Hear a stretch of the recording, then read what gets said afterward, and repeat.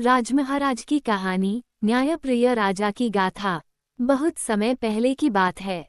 विजयगढ़ नामक एक समृद्ध और सुंदर राज्य था, जहाँ के राजा राजमहाराज अपनी न्यायप्रियता और दयालुता के लिए प्रसिद्ध थे। वे न केवल अपने सैनिकों और मंत्रियों के प्रति दयालु थे, बल्कि आम जनता का भी बहुत ध्यान रखते थे। राजमहाराज हमेशा प्रजा की भलाई के लिए तत्पर रहते थे और किसी को भी अन्याय का शिकार होते नहीं देख सकते थे।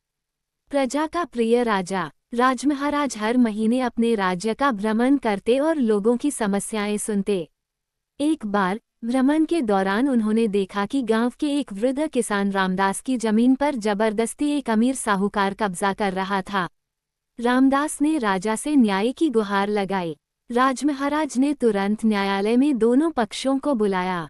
उन्होंने धैर्यपूर्वक दोनों की बातें सुनी।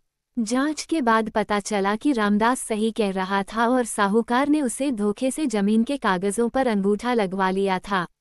न्याय और सजा। राजमहाराज ने तुरंत साहूकार को दंडित किया और रामदास की जमीन उसे वापस दिलवाई। साहूकार को उसकी गलती का एहसास हुआ और उसने राजा से माफी मांगी।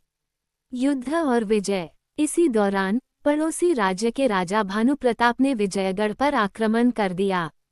राजमहाराज ने अपनी सेना को तैयार किया और युद्ध का नेतृत्व खुद किया। युद्ध भयंकर हुआ, लेकिन राजमहाराज की कुशल रणनीति और सेना के साहस के कारण विजयगढ़ ने जीत हासिल की। शांति और समृद्धि। युद्ध के बाद राजमहाराज ने पड़ोसी राज्य से शांति संधि की और वहां भी न्याय और शांति का संदेश फैलाया।